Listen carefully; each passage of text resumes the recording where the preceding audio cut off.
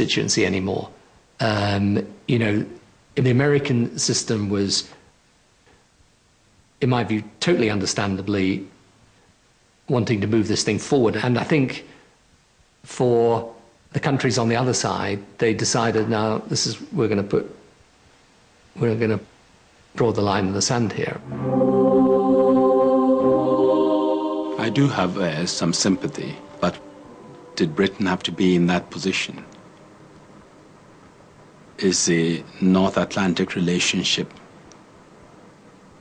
so powerful, so existential, that it trumps all things?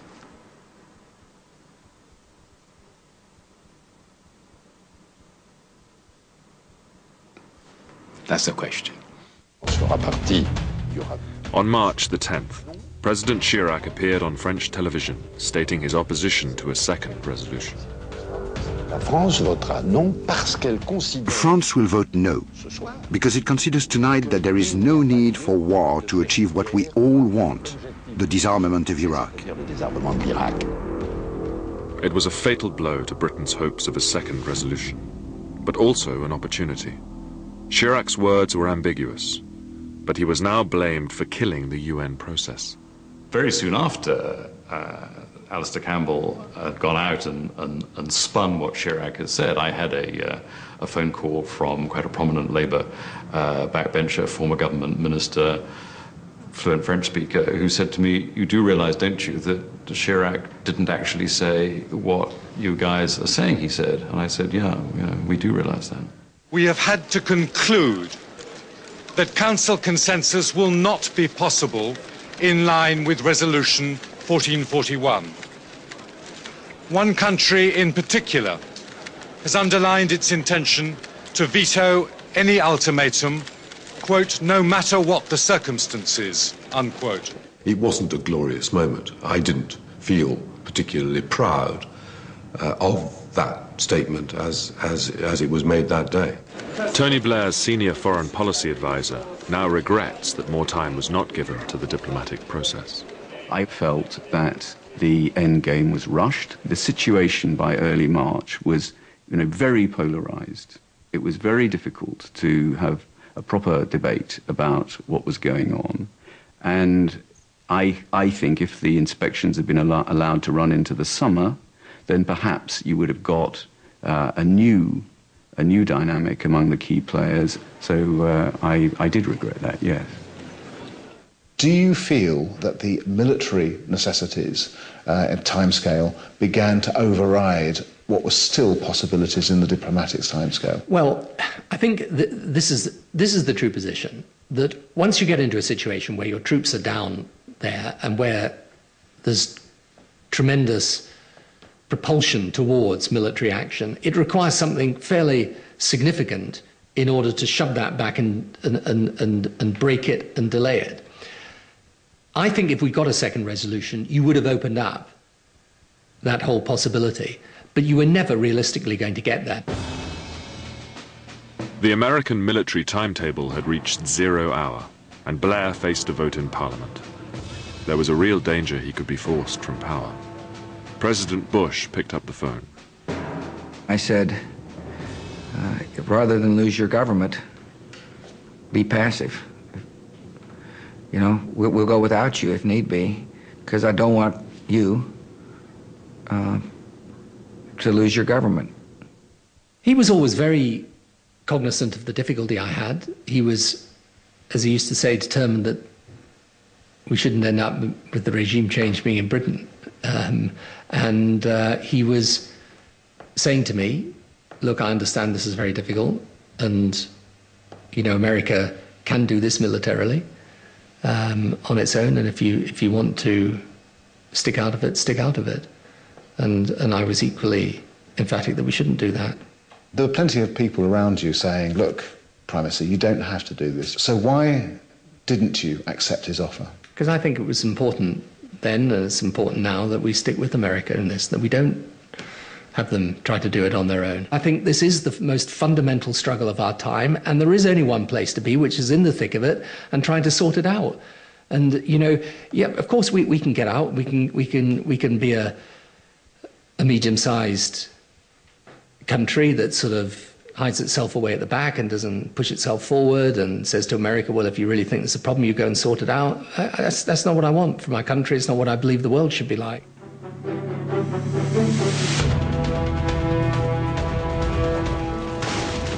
Saddam was defeated in just 3 weeks. But Blair's goal of an international community united to reshape the world following 9/11 was further away than ever. And it quickly became clear that the major justification for the war did not exist. There were no weapons of mass destruction in Iraq. Do you think that there was a good argument for you to have resigned when WMD was not discovered?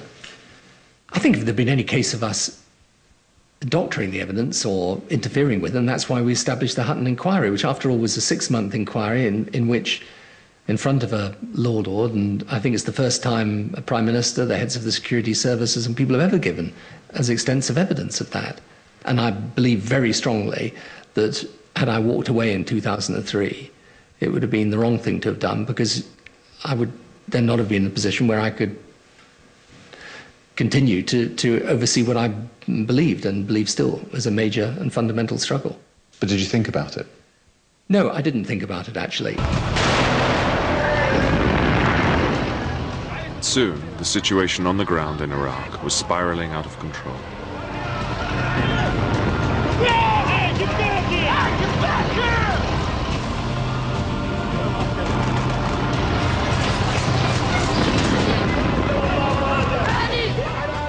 Jeremy Greenstock was sent out as British envoy in September 2003 and found the American operation chaotic.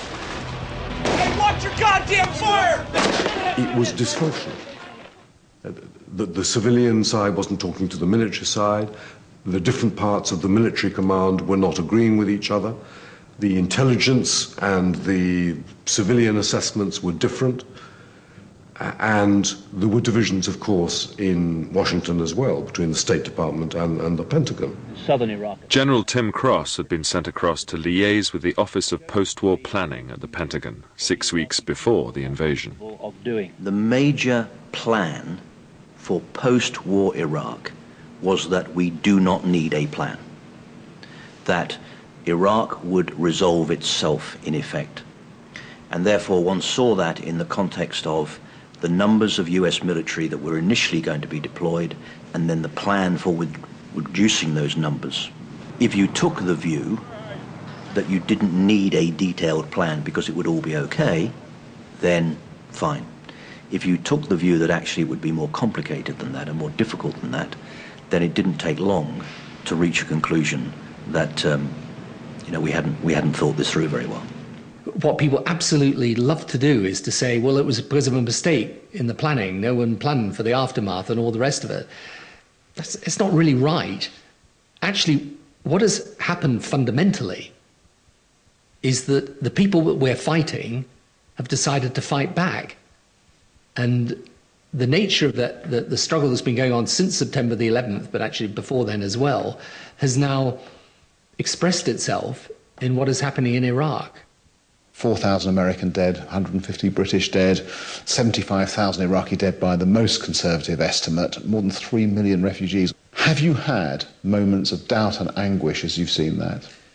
I think if you didn't have moments of doubt and anguish over what has happened, then there's something pretty profoundly wrong with you. What about you? Yeah, with me, if I didn't.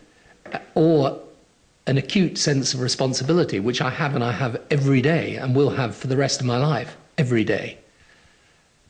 But I can't say what I don't really believe about this, and what I believe in the end is that this is, whatever it began as, it is part of this wider struggle today. And if there's anything I regret about this period, it is I regret not having laid out for people in a clearer way what I saw as the profound nature of this struggle and the fact that it was going to go on for a generation. It's a hard war. It's not only hard to remove a thug that was a murderer that had at least the knowledge to make weapons of mass destruction, but it's hard to replace a tyranny with a new democracy. But we came to the conclusion it was necessary work for future generations. We're willing to do the hard work now so that a part of the Middle East that has produced killers will change. He saw, I think, from the beginning, when he became Prime Minister, that he needed a strong relationship with the United States. And being Blair, he really wanted to be the best friend of whoever it was. I think in the case of Iraq, he probably neglected to fulfill the role of asking all the searching questions of an American president, because he was actually on the side of egging them on. It was a missed opportunity, a historical mistake. We'll pay altogether, whether we were in favor or opposing the waging war in Iraq, we'll pay a very high price for that, altogether. I don't believe that what is happening in Iraq today is anything other than an absolutely visceral, profound struggle between what is right and what is wrong.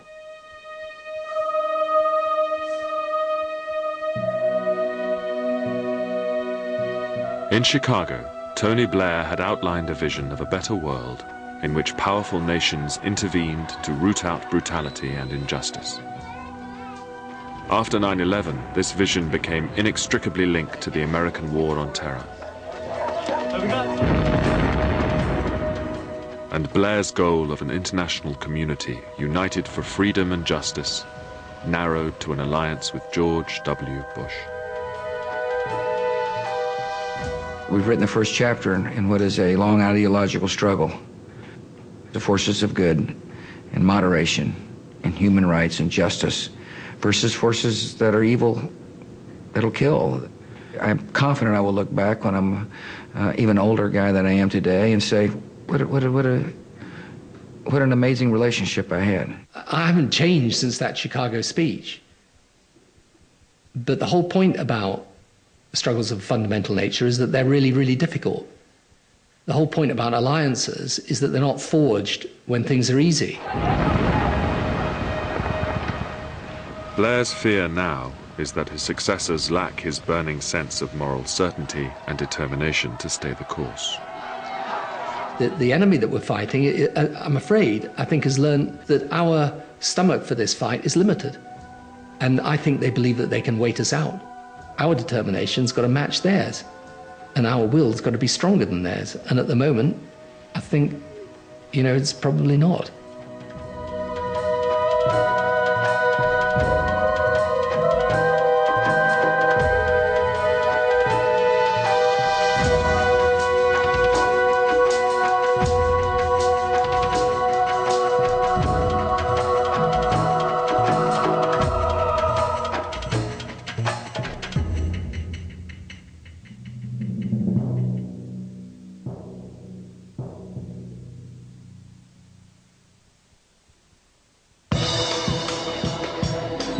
Experience a country where the everyday can be anything but. Iraq will be better, better for the region, better for the world, better above all for the Iraqi people.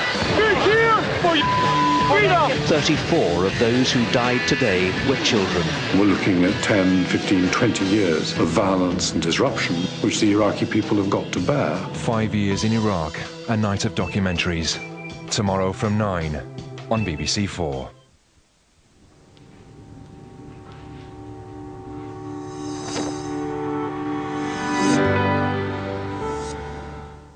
Not that we want to frighten you or anything, but planet Earth is capable of some very scary things, tsunamis being just one of them.